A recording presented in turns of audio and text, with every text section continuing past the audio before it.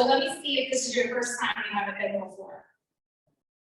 Awesome. Well, welcome. Really glad to have you, and love to hear how you heard about the event. But a little bit of background: we have been operating since 2015 through a crazy pandemic. So pretty proud of that. And there's a couple of organizations that put this together. The Charlottesville Business Innovation Council, CBIC, Community Investment Collaborative, CIC, the Central Virginia Small Business Development Center, the SBDC, lots of acronyms, really acronyms apparently. And then there's a couple of hosts or sponsors as well. We have, of course, Co-Based Co-working. So this beautiful space and business here has been a huge supporter. And then additionally, Watermark Design, the Bat Institute UVA, and I think that's everybody. So great event put together, and by a number of organizations. And the format is we have an early stage speaker, so somebody that shares about their company, and they actually have an ask for the audience. So it gives you the opportunity to participate, to help them solve a barrier to growth, help them move to the next level. And then after that, we have a seasoned entrepreneur that shares their crash and learn stories.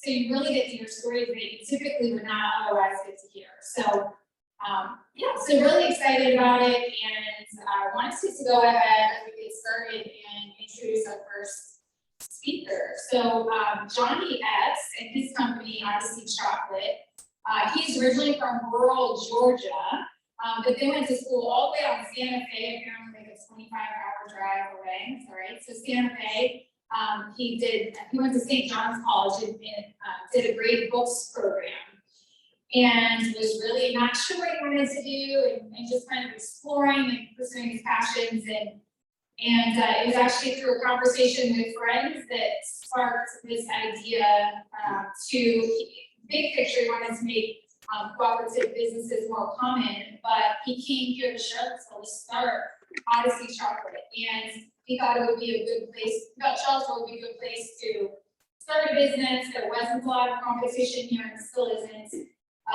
People would appreciate it, etc. And so really had no other connections to Charlottesville about 3.5 years ago, and if you do math, that would be exactly January 2020. Is when he started his business, moved to Charlottesville, started his business.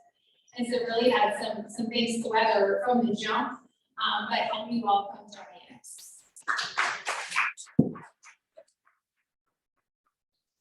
Thank you. Oh, sorry.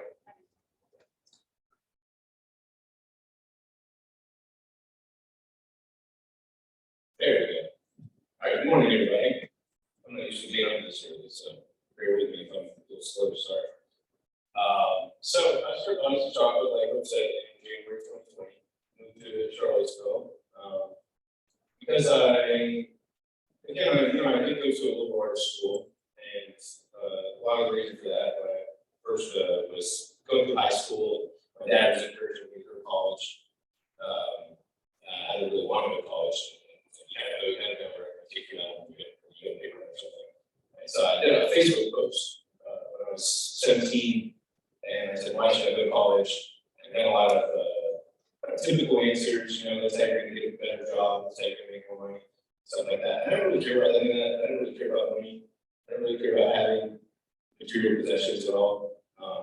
So then somebody posted on that Facebook post saying, you go to college to be a better individual and to better your education and generally have bigger viewpoints of the world. And so I ended up going to this liberal arts school called Ce2 College, and so a lot of philosophy and mathematics and history sciences, and gave me a big perspective on life. And so after I graduated, I of course was faced with what am I going to do with my life.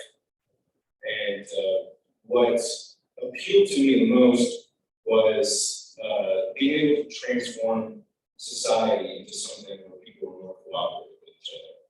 So I set out in 2016 in San Diego, New Mexico, and gathered together sustainable architects, and gathered together permaculturists, and several people in the economic sector, and we were hoping to build this egalitarian community sort of pop-up within Santa Fe, within the urban center of Santa Fe, and we wanted to fund it with those shops and things like that. The idea was for people to share more and use less, so you have 20 people living in 20 different homes with 20 different washing machines, 20 different dryers all using at the same time. A lot of that seemed wasteful for me, and I thought that people could live more conveniently. So a lot of what I do comes from going back to basic principles and just starting over and thinking about how should we build our society as a whole. So then in comes Odyssey Chocolate. So with Odyssey Chocolate, the idea that I had there in Santa Fe ultimately was a failed project because we weren't able to get the proper funding that we needed for something like that. People didn't understand the idea, people didn't understand the value, and it wasn't something that an investor would look at and say, how's this going to bring us more money? Because again, that wasn't our major goal. So then I realized there were places like Twin Oaks community that exist. And I learned that Twin Oaks community has been around for 50+ years, thriving in their Callsen community. And they were able to continue on through connections with corporate America, Whole Foods and Pier 1 Imports, because they had a tofu business and a payment business. They were very successful. So at that point, it was 2019, I came to a crossroads. I got very interested in craft chocolate. And so I said I can either get into the craft chocolate scene as fast as I possibly can to start building a business, start building it, and I learn more about that directly.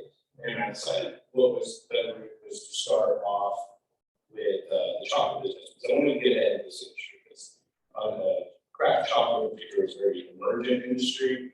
It's new, it's been around for about 15 years. And so I wanted to make sure that I would get on that as soon as possible so that I could build this funding mechanism for an egalitarian community. In particular, the next slide there. So with Odyssey Chocolate too, we import the cacao beans that you see at the bottom right there from different little small farms and collectives all over the world. Now, the vast majority of chocolate, the vast majority of really any cacao-based product that you probably have had comes from a mixture of beans from farms, mostly in Ghana and Cote d'Ivoire, some in Brazil, and they pass through a lot of hands before they eventually get to the larger companies that make the chocolate. And the farmers back at the source, sometimes they're making $1 a day, $2 a day. These are people that are probably working as we speak right now, and they're not making enough money to really live at all. And so I was able to marry these two ideas of having a business that I could feel positive about myself, growing it, and getting into kind of typical economic viewpoint of things, while also building up to make a funding mechanism for these egalitarian communities.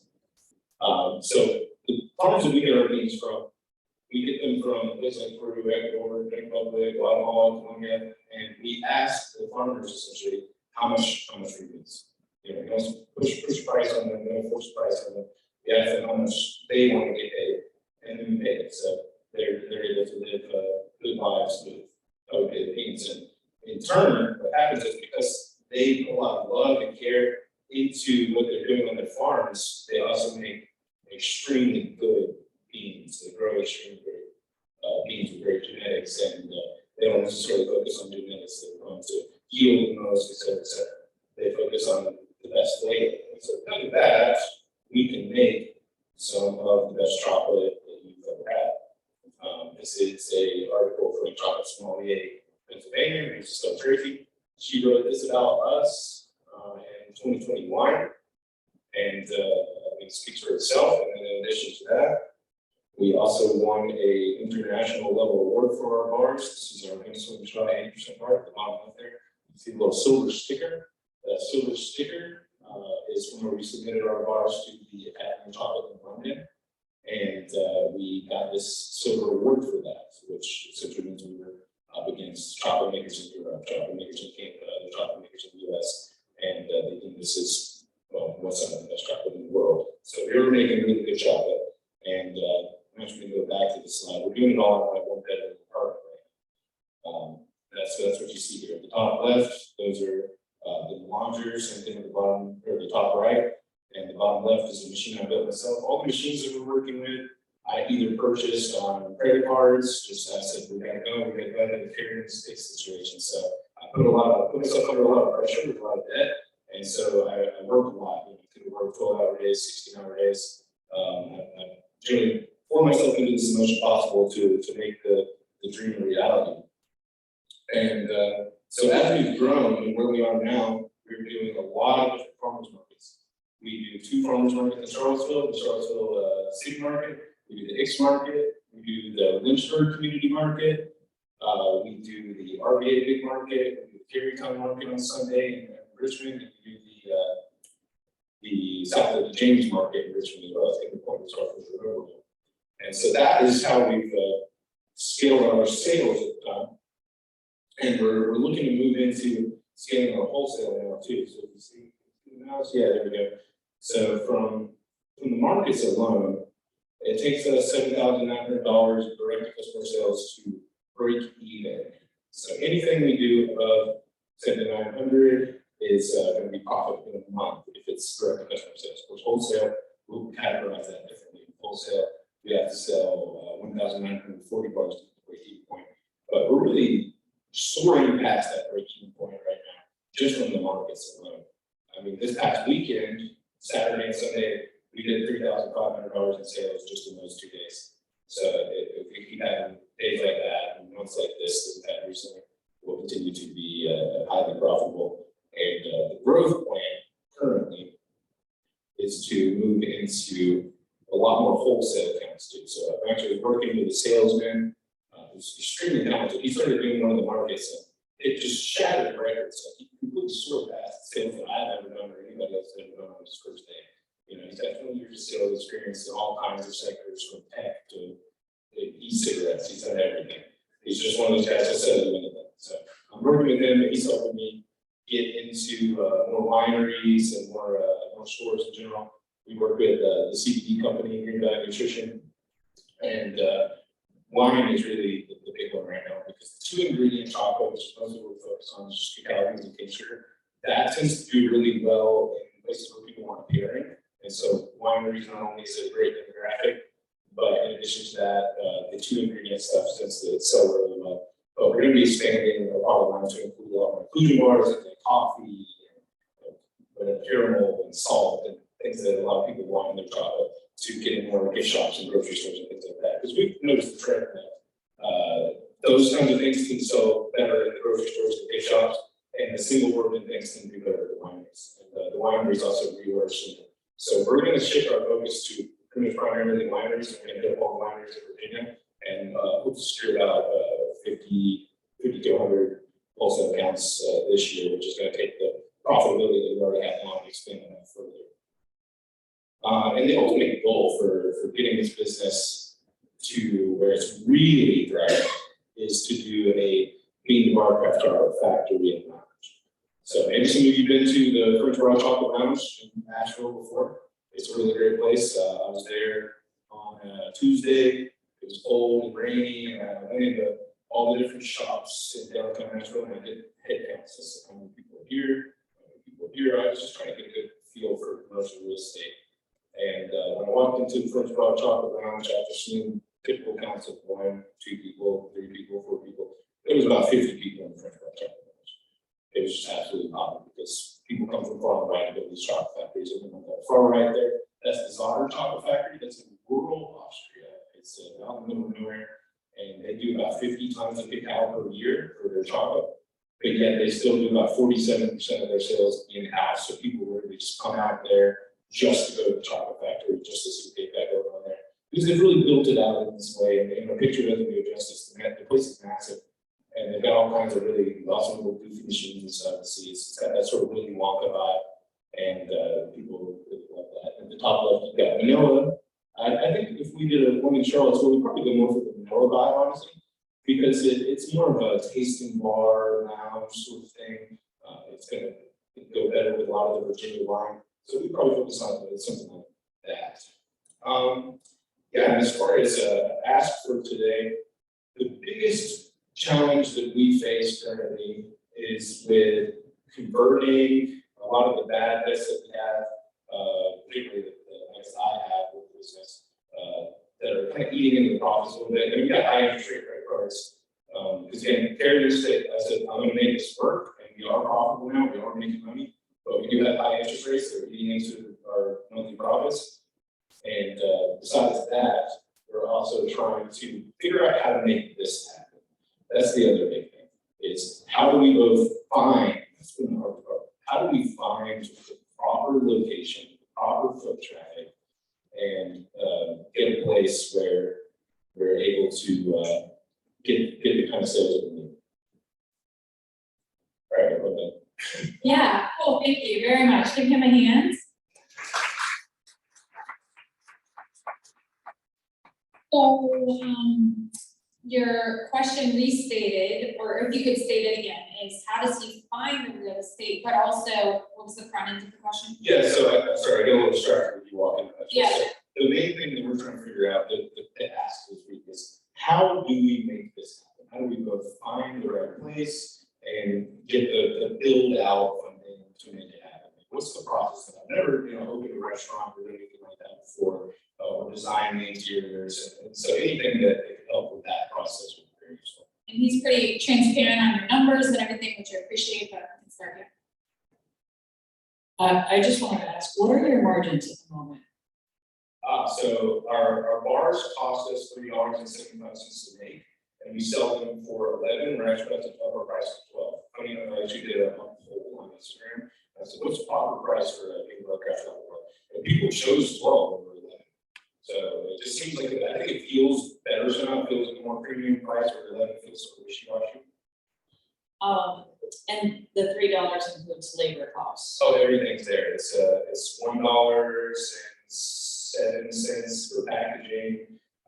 I've timed all the labor for weeks and weeks and weeks and weeks and weeks over and over again, and taking that average of how many hours goes into making a single bar. Just not on theory, but just on literal how much time has it taken. So I don't have tips for the big vision, however, I do have some tips for the debt, because I went through something similar when I started out. If you can pay out as much as possible those credit cards first, because they're just gonna keep on eating you alive, I think that should be your #1 priority. Or transfer the debt to those interest-free credit cards. Like there's a bunch that, I don't know, like you get like 20 months interest-free, and then you break out the payments. That's probably gonna be easiest, and then it will be much easier to achieve your big vision.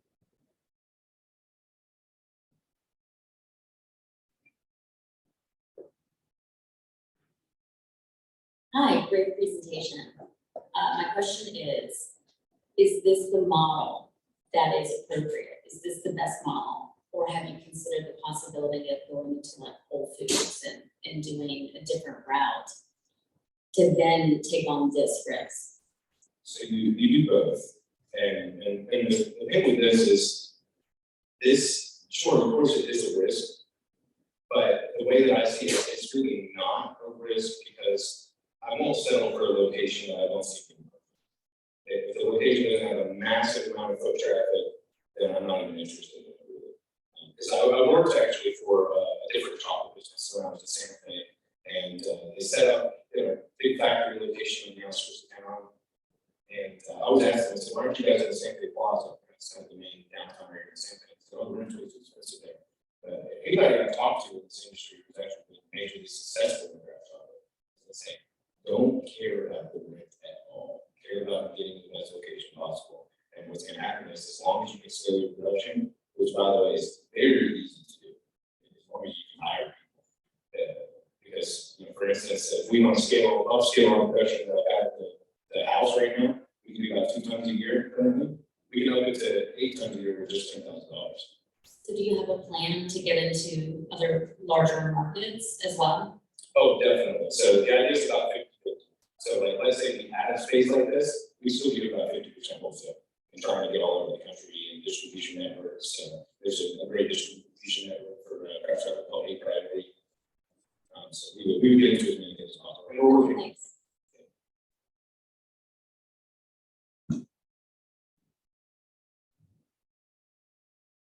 Great business.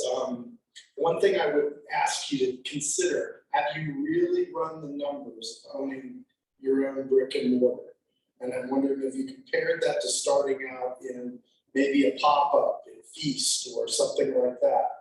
Because a trail of entrepreneurs in the food business have been led to not being in business because they build four walls. I'm just curious if you thought about that. And the other would be, where are you going to get the highest revenues in Charlottesville? You know, it might be busy during graduation weekend and weekends and stuff, but all those hours during the week when we're not real busy. I'd love to go there and have chocolate, but then other things that are going to keep people coming through. Yeah, totally. So I'll be honest with you. I'm starting to kind of go back and forth if Charlottesville is the right fit for the business. I've started looking also at the Carytown area in Richmond, really just because of population more than anything else. There's nothing against Charlottesville by any means, because downtown mall would really be the area for this if we were going to do it here. And actually, I was saying to a friend that I think I missed a big opportunity. If there was the space that Ben Darrow just moved into, Rockford Brewery, I was open for a long time. And I remember during the early phases of my business, I'd walk by and look at the window and think, oh, it's way too big. I don't get all this restaurant space. And now I've got a good perspective on the kind of space that they actually need. And that kind of space was actually perfect. So I think that kind of space would work, but now it's unavailable. So it's a matter of, I'm keeping my eyes peeled. And you're right that I need to make sure I really hone in on that, really hone in on the specifics, especially because I know that there's going to be debt, and there's going to be debt to pay back a build out cost. But the one thing I know from talking to other people in the industry, which is honestly where I get most of my information, it's a very open industry. A lot of people want to support each other because it's so emergent. They want the ships to rise with the tide. Is that if I can keep my rent costs in particular to about 2% of my gross sales, then I'll be good. So we get to find a place that's either $10,000 or less to come for right around $1 million gross sales at the beginning, and hopefully grow that more 5-10 million later on. If you go back to your roots where you are right now, putting aside real estate, the number of people that you're meeting in the markets, have you considered selling a subscription? Oh, 100%. 100%. Matter of fact, you're calling me out right now in a way, because it's been on my to-do list for so long.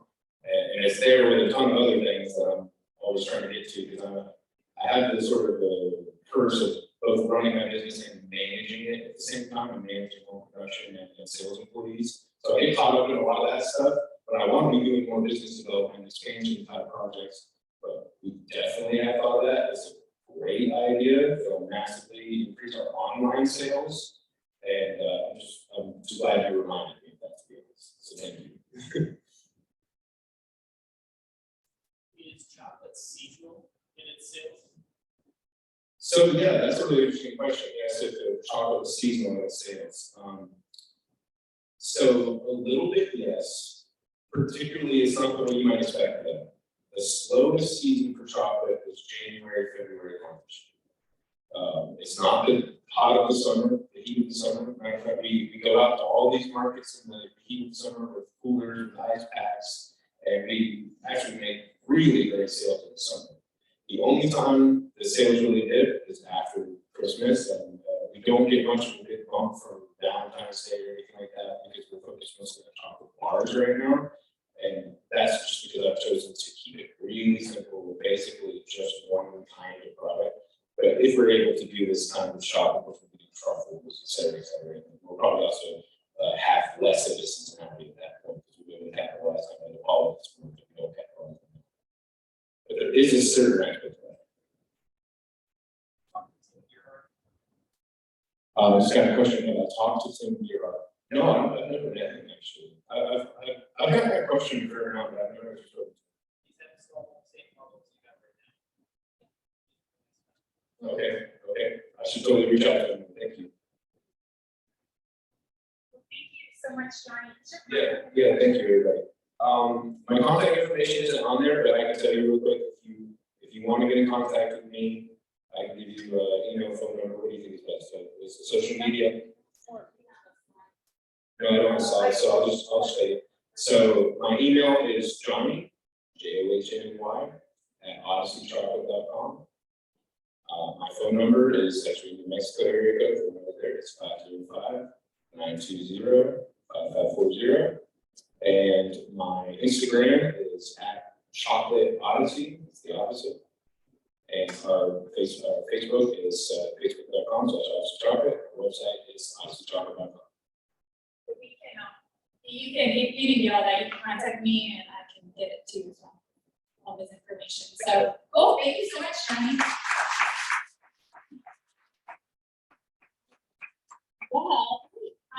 Well, he'll be here a little bit after as well, but next I wanted to introduce our Crash and Learn speaker. I want to tell you a little bit about him first. So, Gilman Callsen is actually, he grew up all over the place, not due to military, but pretty interesting, California, Colorado, the Virgin Islands, Connecticut, Massachusetts, kind of everywhere. But when he finally landed in Charlotte, he went to Yale as well, got his BA in psychology, and ended up in Charlottesville in 2011 when his wife came here for UVA law. And of course, he fell in love with the area. His wife is now the deputy city attorney and Albemarle County School Board chair. And so they're here, they're rooted, they have 2 sons, 7 and 9. And Callsen has, I'm sorry, that's right, Gilman has been an entrepreneur his entire life, done some very interesting things, founded companies from electrochromic polymers to real-time strategy for NASCAR. And a fun fact there is he helped fund a lice removal business, but he said it didn't go very well. But he's also been credited with 2 successful exits, including Metadata's acquisition of MC10 and most recently GM's acquisition of Pitro. And now has another company, Road Impacts. And also he loves being outside and actually makes it a point to spend a couple of weeks out of the year working from a tent on a property in Montana. And so he's got that all connected so he can do so. And so I know this will be very interesting, really excited to hear some of your stories, so help me welcome you.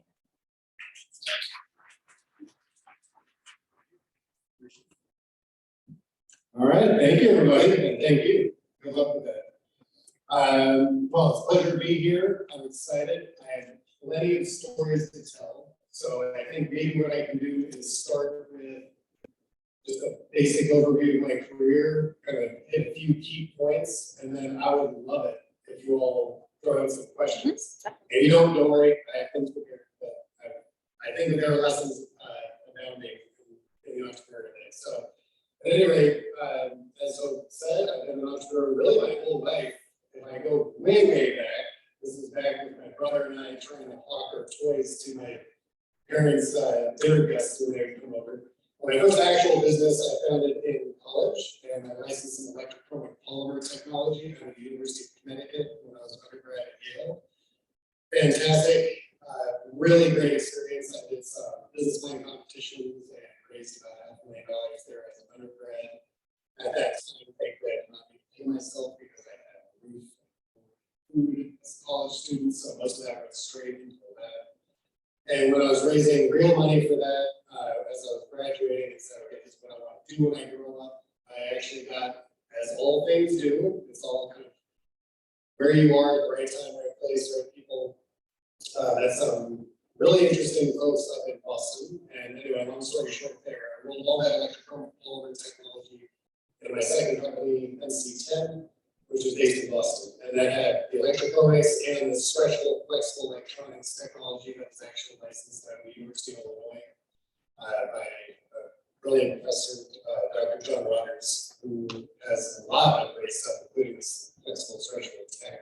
And so that was a wonderful experience, all of those. That is engineers in a fab dealing with semiconductors that are typically very rigid and brittle, and putting them in polymers and other substrates that you can flex them and stretch them and do things you would not expect you can do with electronics. It's pretty well stuff. That took quite a while to figure out kind of where to focus that. I think one of the things that I can talk about a little bit in terms of the crash would be the problem. No, solution in search of a problem. And that is something that I've experienced several times and really interested in that company for a while. Got our feet under us and really ended up focusing on the medical space. I was involved with metadata a few years ago. We have a biosample market today. In trials that has all sorts of sensors on it, like a formal form factor. After that, let's see, how did that happen? I actually randomly came down here because my wife got a UVA law, and so we said, all right, come down, let's do it. I was traveling back and forth every 2 weeks, which was horrible. And after the first flight, I said, I'm not going to do this for very much longer. So I started hiring myself out at MC10 and looking around, thinking, what else can I do?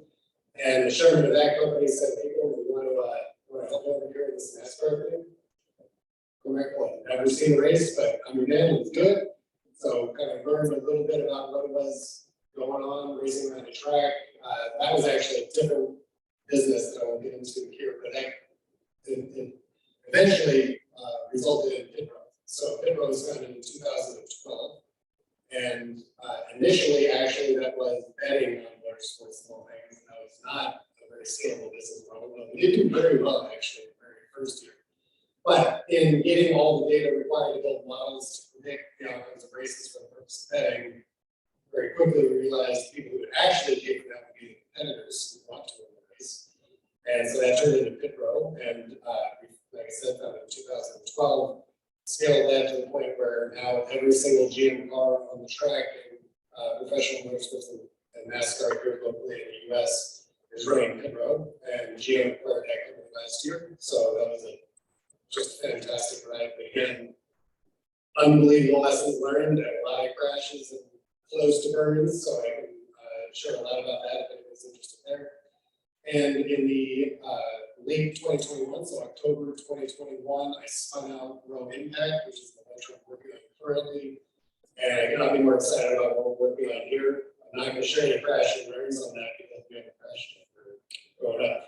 But I'm happy to share that. That's sustainability and ESG software and services. So if anybody's interested in that, of course, for environmental, social, and governance. And really the focal point for our company at Road Impact is kind of twofold. We have two key personas that we serve. One are the investors and those who want to either do diligence or screening on new investment opportunities with forward-looking impact as a criteria. So the same way that you would run a pro forma financials to understand what the financial forecast would look like for particular different scenarios, we help them forecast what the carbon emissions would look like for that company should it have certain market penetration numbers and geographic expansion and technical metrics. So it just depends on it.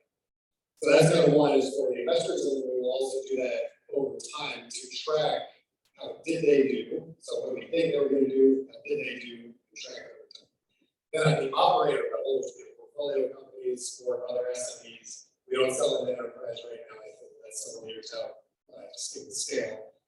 Those operator companies implementing ESG, what does that mean? It's really about managing risk and opportunity as it relates to environmental, social, and governance issues. That's the basis of it. So we have some incredible advisors who do work, and we have some great software underpinning that. And actually, the transition that we're in right now, we bootstrapped up to $1 million in revenue last year, so we're still small. But what we're doing is transitioning from a software advisory first sales model into a software first business model with the advisory services and support. So that's where we're at there. So with all of that, I would love it if anybody has any questions or any particular part of that arc from college student licensing tech from a big university, that transitioning into a new company based on multiple technologies. And by the way, I'm a psychology undergrad, I'm not an engineer. So what does that look like? Growing that, that's venture back to big one, moving into, yeah. There. On the advisory side, how did you do like to get like the sales part of it? Because it's not traditional sales. It's not like you hire a sales guy and do a demo and all that. Like how do you have like a best success strategy on that front? Yeah, great question. It's so interesting. You know, you look back, I consider myself still young, so I've got a long way to go and a lot of learning to go. But I have failed a few times earlier at that. What I found is advisory sales really comes down to the person initially. So from my perspective, it's the very small startup perspective, which again, there are a lot of different perspectives, a lot of different size organizations you can be within. But from a very small startup, I'll just tell you exactly what I laid out for the team. So we spun this out in 2021. I laid out for the team 3 phases. Phase number 1 is direct consulting on the individual.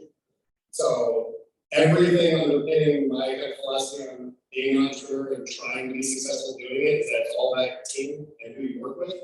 So phase 1 is you're selling the individual on the team for their particular expertise. So in my case, I'm fortunate to have some incredible co-founders who have really solid backgrounds in environmental science and ESG consulting and data science and a few different core areas that we could sell individual credentials is what the customers want.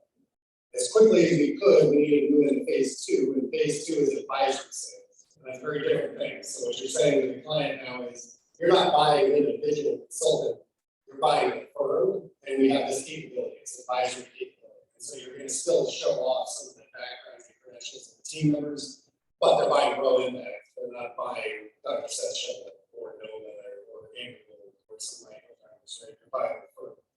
And then what we're doing right now is moving into phase 3, which is you're buying software, Gemini, which is a commercial platform, and all of that advisory group is in support of the software. So those are kind of 3 phases. How you sell that, it depends on which phase you're in, just a lot of time. And now we're remote, so we are fully remote. And I'm happy to talk about that as well if anybody's interested in pros and cons of being a fully remote organization. I've been running a fully remote organization for over a decade, so well before COVID. And sales in that scenario is very different than sales when you happen to be in a city or some other kind of densely populated area. LinkedIn is our friend, and so doing a lot of very targeted outreach. So we don't do big mass outbound sales, right? And to your point, that's much more, once we get into software-led sales, you can do much more generic kind of volume-based sales. So we don't have an individual sales team. Our advisory group are the sales people as well. And really, I don't know how common this distinction is, but in my mind, there's a distinction between sales and business development. And I really consider ourselves business development professionals, not really sales professionals right now. Because of the volume we're talking. I mean, it's $1 million in sales that right now is currently no more than 10 clients ever that currently at any given moment. And so it's not like we're talking about a lot of volume, it's more about getting the right client who has the appropriate need. And I think in terms of the crash and learn scenario, one thing that I found is the trap that you get into very, very quickly is being too good at being a consultant. And so what does that mean to me? It means that you're too good at hearing any problem that the client has. I got you, we can do that. And by the way, you can do a really good job at it, but it doesn't have anything to do with the broader vision that you have for your company, the strategic kind of initiatives you have. So it's really about trying to focus in on what do you want to do as a company, and making sure that yes, you could do those other things, but what we really want to do for you is this, even if that means a smaller contract. That's a hard decision to make.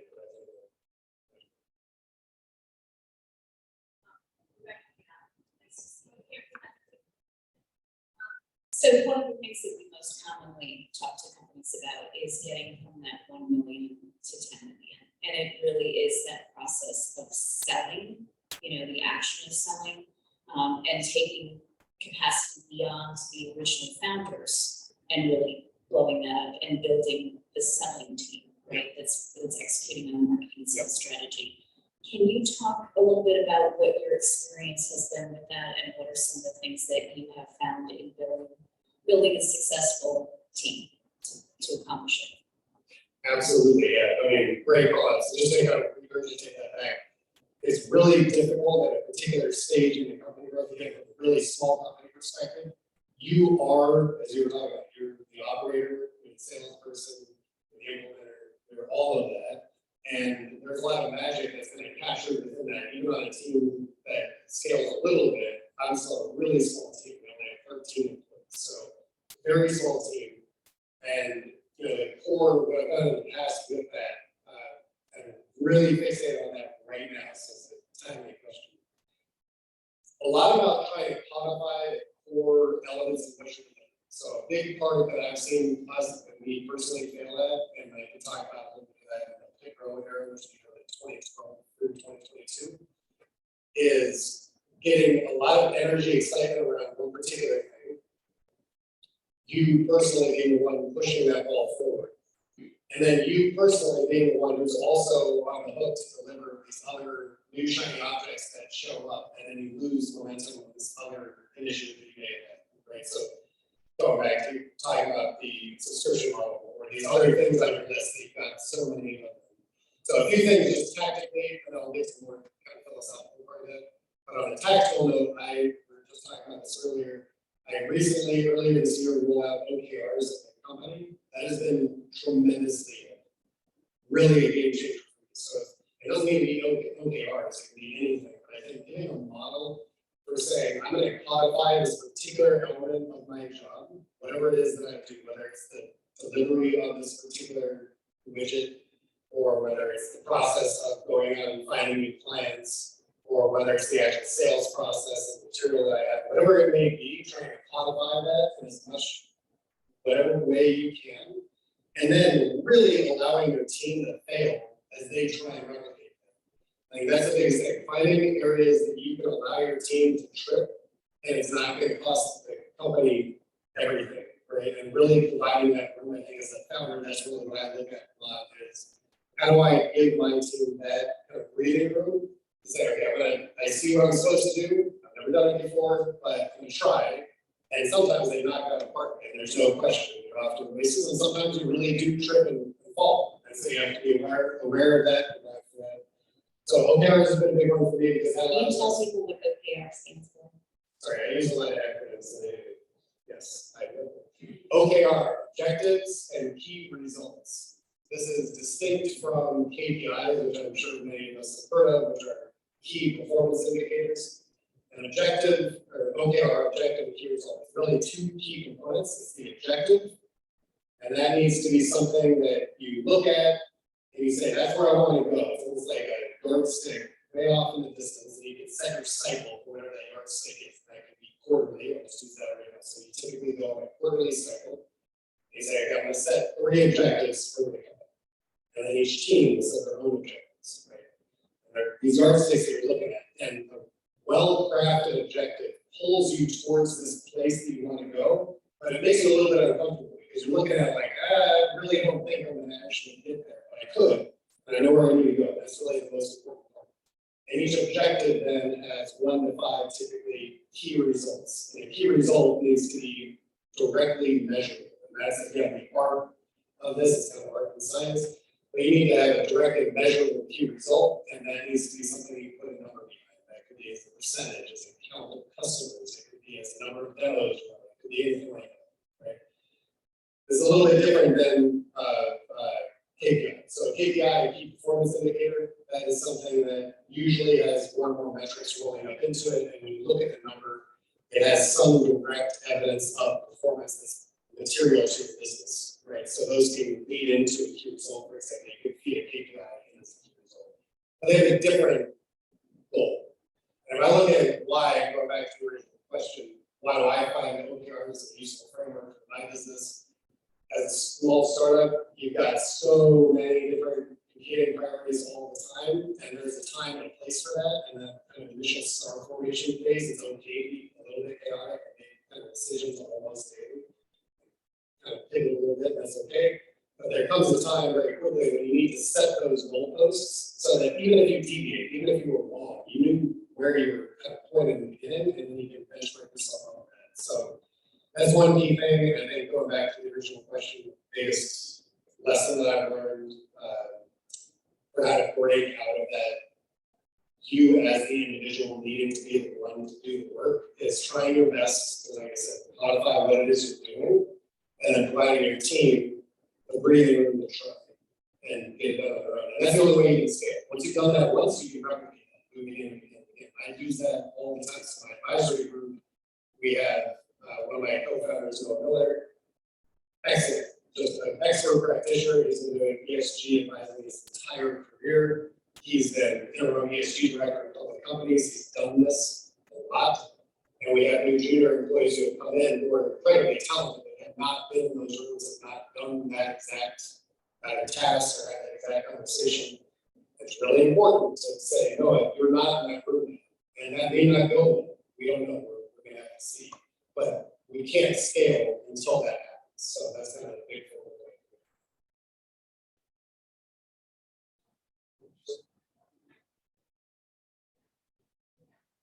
point. What would you say would be the time to make a call that a delegation project has failed?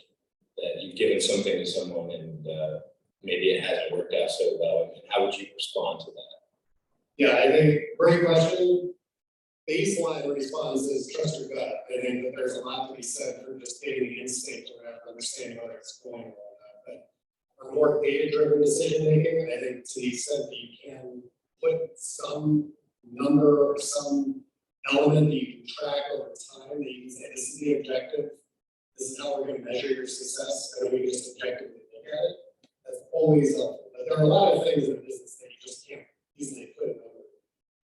And I think over time I've learned that your initial instinct on that tends to be generally correct, and it, at a minimum, requires that conversation.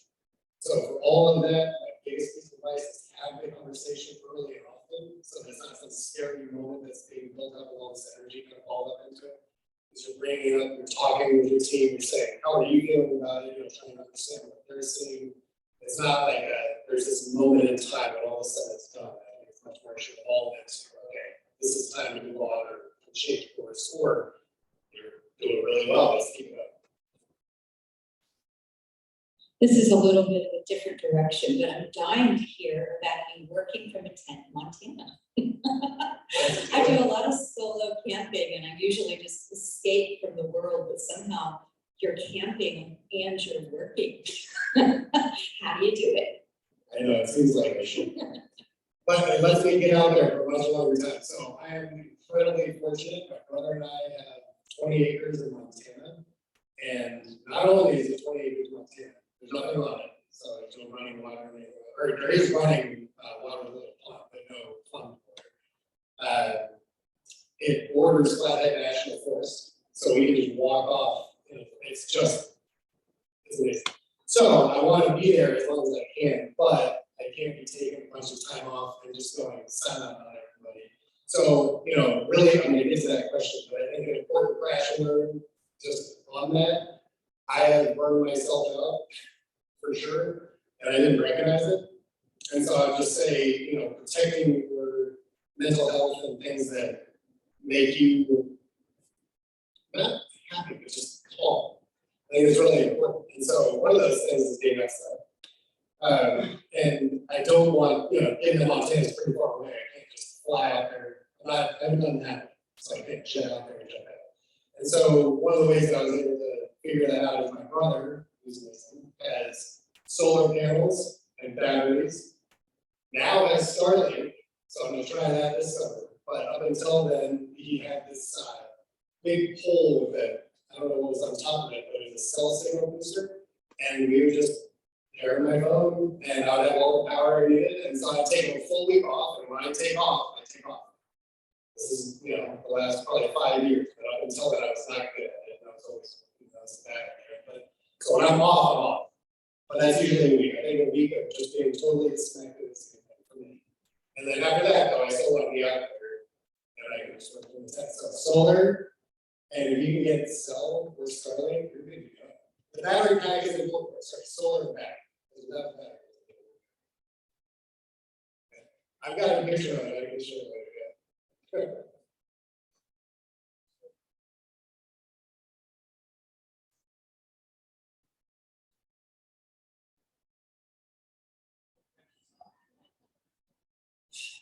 So I'm assuming that after your first experience out of college, when you created a solution in search of a problem, that you would never do that again. So this latest venture, what made you decide that there was a problem in ESG that you could solve? Yeah, great question. I would actually, so just in case everybody didn't hear that, I clearly learned very early on that solution in search of a problem is a really difficult space to operate in and not a great idea to start a business. spent a lot of time, a lot of money, a lot of effort. Why do I think now? Let me start at the beginning and then work up to that. It is easy to identify in retrospect that that's where you sit. I have found that even with that experience, I will still get into the mode sometimes and saying, we're good, we've got it. I've seen those indications from the market that this is indeed a problem. And so I think where I'm getting to now in my career is much more actively pressure testing with third parties. Is it a problem? Is that actually how you see it? Because when you're in your own head, it's really, really easy for me, I'll speak personally, to convince myself that there is a problem and everybody needs it, and I've got the right solution. So now I in no way, I think still today, I will find scenarios where we have worked really hard on something that is truly cool, useful. It still happens. So I think right now, it's more of managing it versus, curing it. And the management is much more on just proactively asking as much as humanly possible, but not overweighting any given piece of feedback, right? Because the other end of the spectrum that I've found for myself is you do go out, you do ask, you have a great conversation that's unbelievably impactful to you, and then you overly weight fast. And then that all of a sudden becomes your gold star, and you say, oh, it's been validated, it is a problem, because I had an incredible conversation that really influential person, clearly knows this problem, but you didn't get it from 10 other people, you only got it from that one person. So I think that's what I'm trying to manage is just continuing to recognize that it's a thing, it's easy to slip into for me, and I think for others, but certainly I know in my track record, it's easy for me, and just proactively asking, that's the biggest thing. What was the origin story of this business? I mean, was it an idea you had with a later, somebody approached you? Okay, I'm sorry, yes, so for Rowan Max specifically. So for this business, yeah, actually, okay, let me do a crash and learn on that one. It was not a straight line. So in the beginning of 2021, let me take a step back. In 2019, Hit Row Corporation, which was also doing business as ROAS, so when I use those, that's the same thing, ROAS. We were doing this racing business. We started in 2012. At that time, in 2018-19, we were profitable, really profitable for a company of our size. We had almost no direct work. We were not really excited about it as much anymore. So we were looking for other things to do.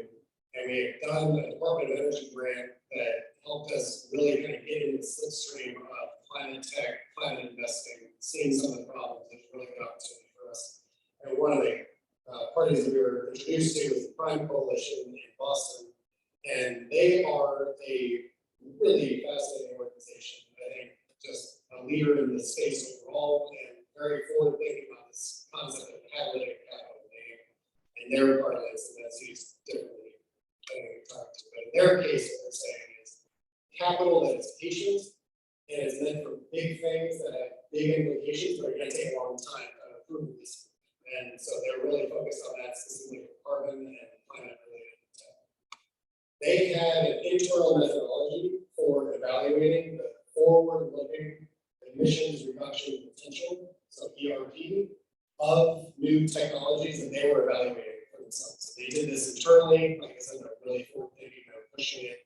They're even tying their own investment team compensation to that, not just finances, which is already mind blowing. This is back in the 2018 time. So they had this paper that was released that documented that methodology. They then said, okay, we want to turn this into software, and they went out and found some firms to help make that happen. We were the engineering nerds that were brought on, that was it. So I didn't have anything to do with the origin of this concept of methodology of the problem they were trying to solve.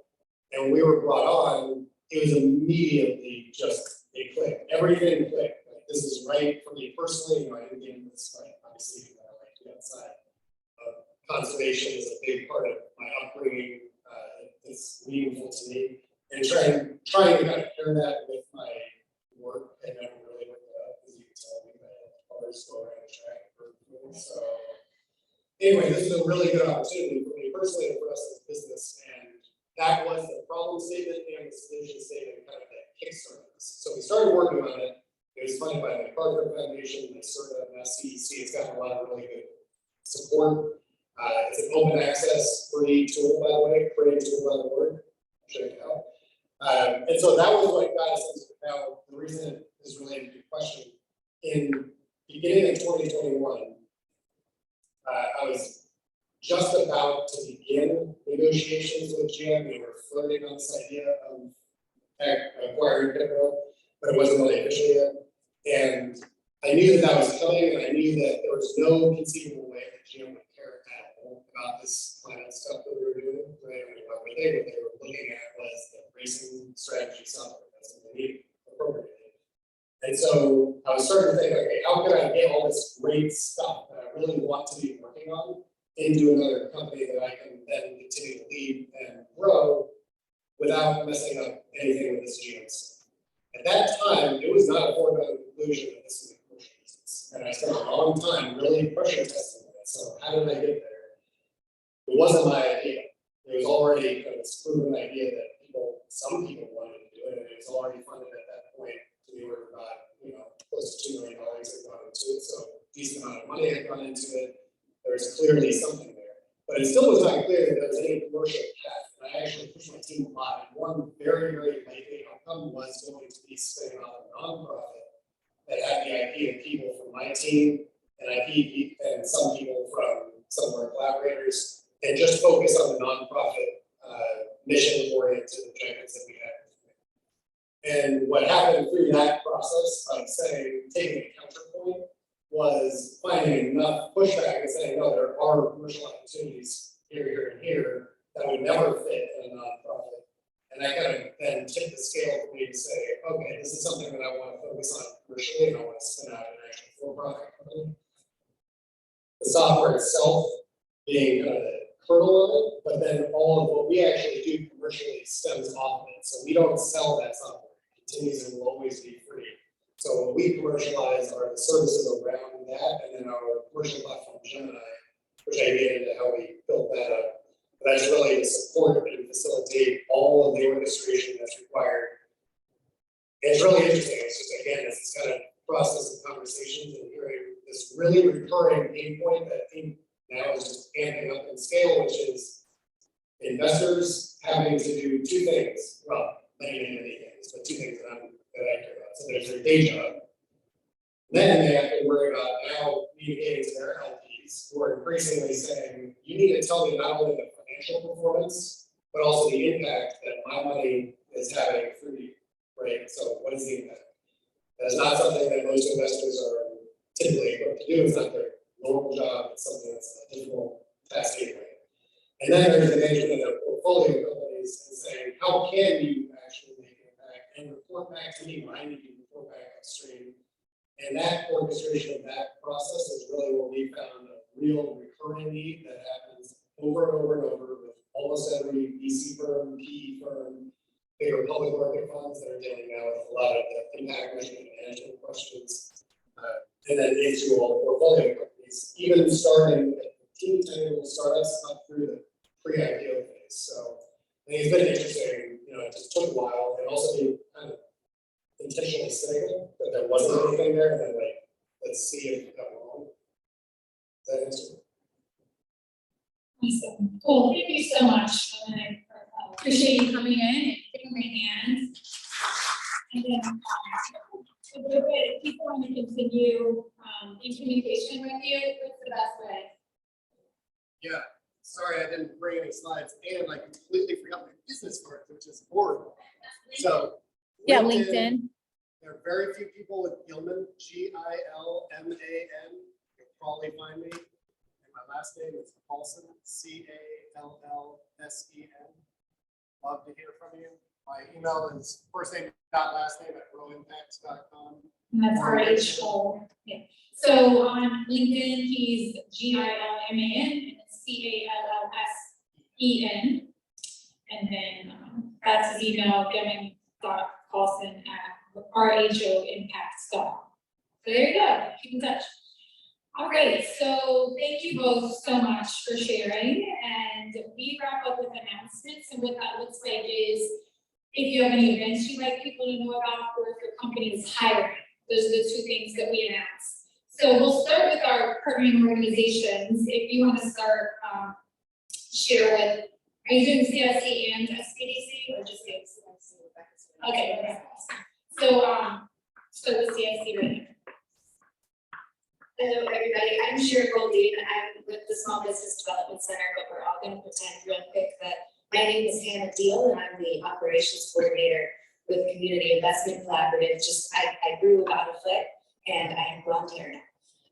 So announcements from CIC, for anyone that doesn't know, that's the Community Investment Collaborative located right here in downtown Charlottesville. There is a collaborative workspace and CIC runs the 16-week workshop twice a year that goes through the steps of entrepreneurship.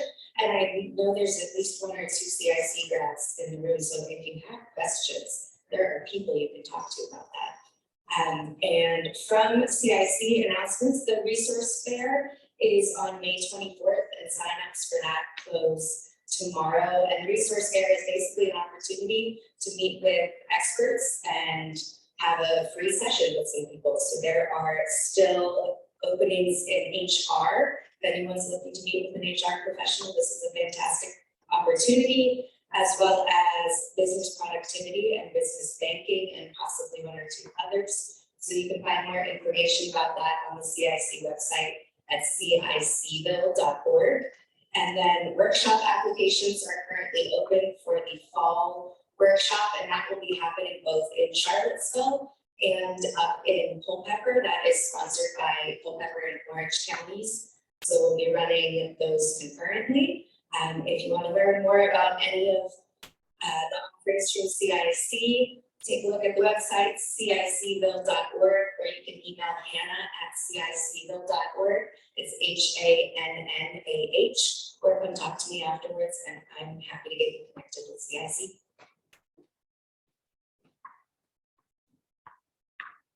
Sure. So normally Shira does this. Shira just trading places today. Hi, I'm Rebecca Hita. I'm the director of the Central Virginia Small Business Development Center. And we do have a couple of announcements. Some of you may have seen the flyers for the Global Launchpad that is on Thursday.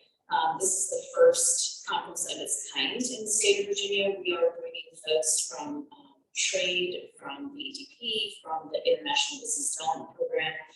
The head of sustainable purchasing for Amazon Business is the keynote speaker, and we have panels that are on data privacy and GDPR rules on intellectual property development, as you consider that for doing business internationally, as well as compliance. And it's an opportunity to meet old service providers that can help you.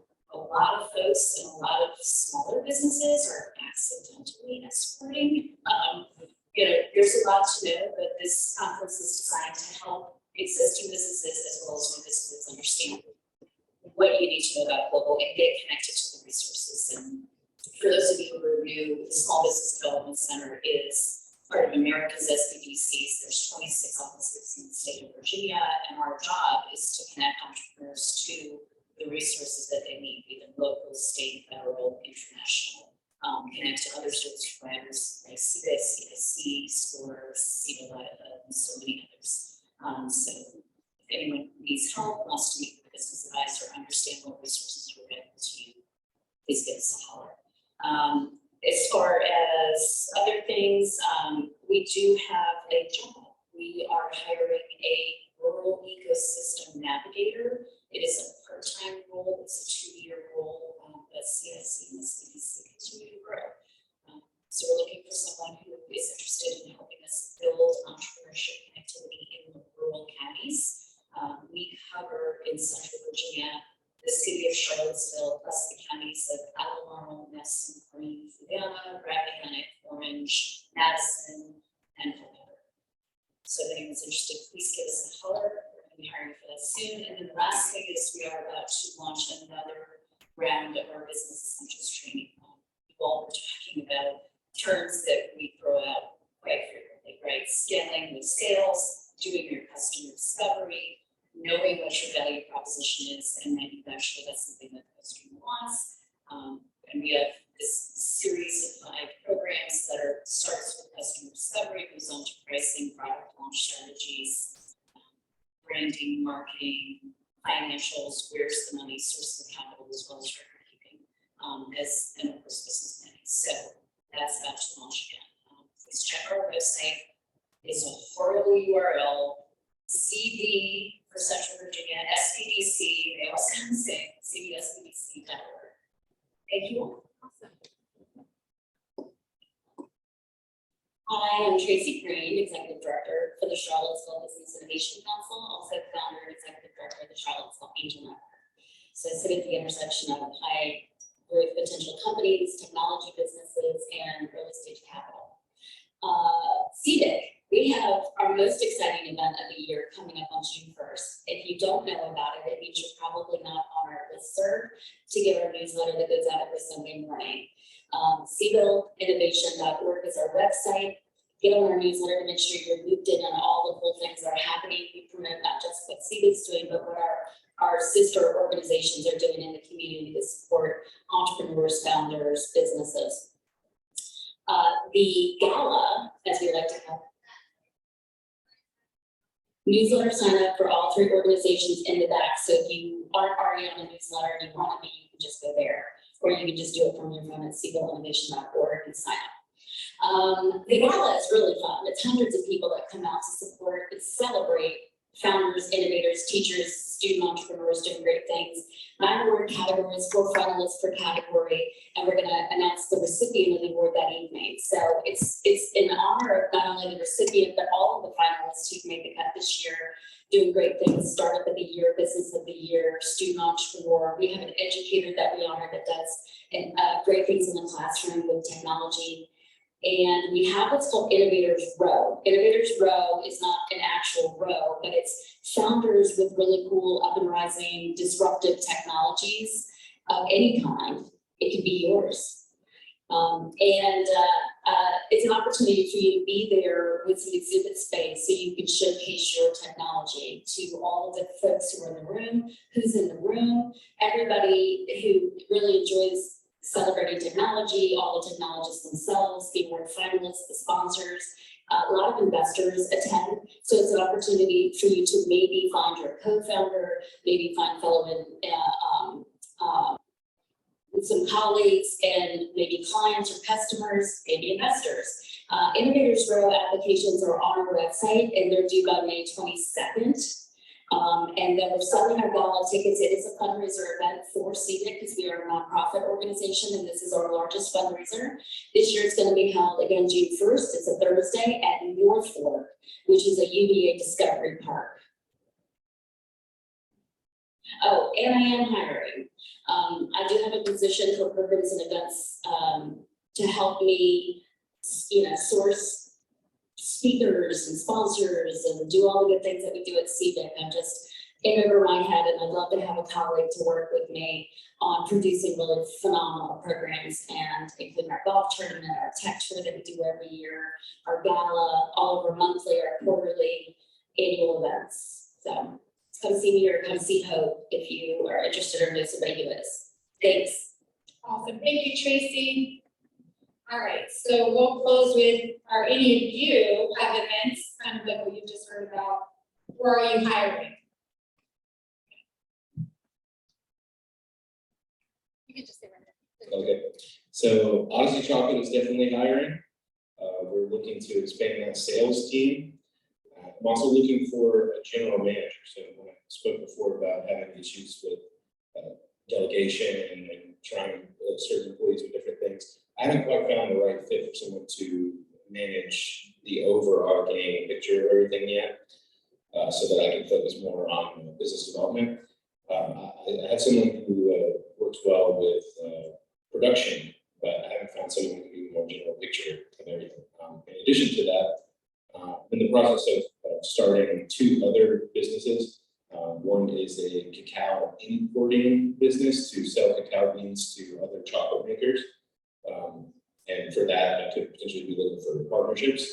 And I'm also founding a 3rd business, which is a machine business, because like I mentioned before, some of the machines that we use, we built ourselves. And one machine in particular, as far as I know, there's nothing like it on the market, which is why we had to build it. That came from the necessity of working in such a small space. And I think it could benefit a lot of, not just chocolate makers, but chocolatiers everywhere. It's basically a replacement for refrigeration and cooling. There are these large cooling tunnels that people use, but they're extremely large. They really just take up too much space. So we designed this circular system. It's a little bit difficult to describe. It's based on the concept of a vertical carousel. And I'm looking to see if I can also start a third business with selling these machines to chocolate makers and chocolatiers. So if there's anyone who would be interested in partnering on that and helping me take it from a prototype design to something that we can bring to market. Okay, anyone else hiring? Events? Okay, I am a recruiter by profession, so I will throw out just 2 roles right now. I'm helping a foundation identify a grants maker, basically. So if you know anyone or you yourself have skills in grant making, it's a little bit bigger. There's a couple other pieces, but that's the primary function, some administrative as well. And then I'm also looking for C# developers, 2 to 10 years of experience. So you can be relatively junior, and that's for a local tech company right in Charlottesville. And they'll pay for relocation if you know somebody not here that's trying to get here. So with that, I'm on LinkedIn, Hope McCutcheon, and that's the best way to reach me, I think. So with that, I wanted to thank Codebase Co-working again for this space. Rob, thank you. Every time you come, please enter these doors, the theater entrance. Don't go to the front because there's a very complicated barrier. And I remember it's just way easier to just come up the building and come in these back sides and these doors right here. And then we are here recurring. Go ahead and put on your calendar the 3rd Tuesday of every single month, except for December. Okay, so we will see you here in June, and tell your friends. And thank you guys very much for sharing. See you next month.